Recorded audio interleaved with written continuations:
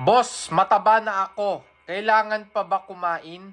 So, sagutin natin tong tanong ni Cool Nut. Okay? Pag mataba ka ba, kailangan mo pang kumain. Para, depende kasi yan eh. Depende yan sa kasagutan eh. Depende yan sa anong gusto mong goal. Okay? Kung mataba ka, tapos gusto mo pang magpataba, syempre, kailangan mo pang kumain. Kain ka lang ng kain. Kasi yun yung goal mo eh. Mataba ka na, gusto mo pang magpataba, di kumain ka pa ng kumain. So, yun po ang unang sagot. Paano naman naribangis kung gusto ko na magpapayat, tapos mataba ako, kailangan ko pa bang kumain? Ang kasagutan dyan, syempre, kailangan mo pa rin kumain. Pag hindi ka kasi kumain, may matitigok ka.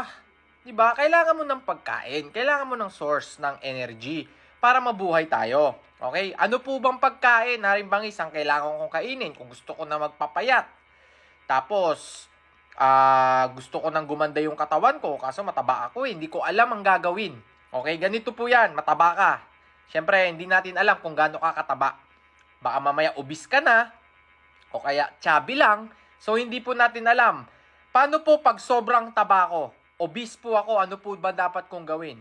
Ang una mo dapat gawin ay bawasan mo lang muna yung kinakain mo.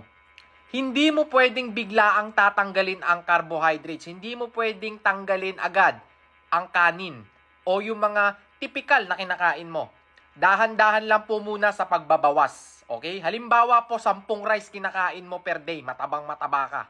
Gagawin mo niyan, isang linggo, 9. Babawasan mo lang ng 1 cup. Halimbawa, bakit ang onti naman ng bawas? Siyempre, ganun talaga. Kasi ang tendency, pag bigla mong kinat yung carbohydrates, yung kanin, halimbawa 10 yung rice na kinakain mo per day, ginawa mong 5 sa isang linggo lang. Okay? Ang tawag po dun ay crash diet. Ibig sabihin, manghihina ka. Okay? Kapag nanghina ka, anong mangyayari? Minsan magkakasakit ka.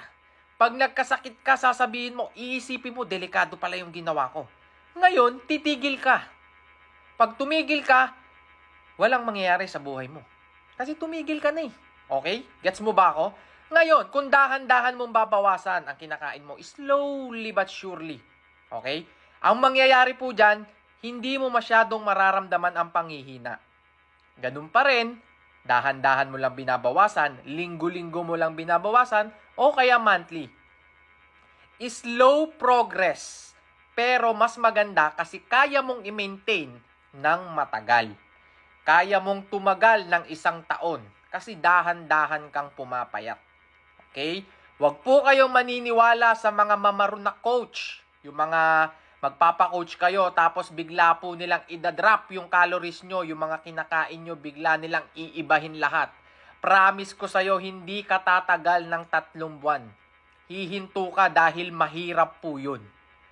Ang gusto kong ituro sa inyo, lifestyle, dahan-dahan, pero kaya mong isustain ng buong taon.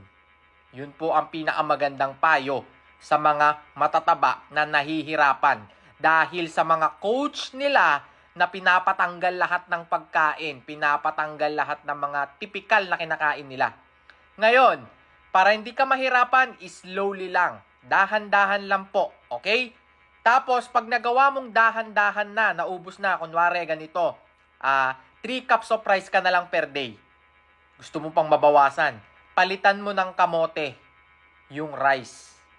Yan. Sigurado, maganda na ang katawan mo niyan. Pag dumating ka sa point na 3 cup na lang ng rice kinakain mo.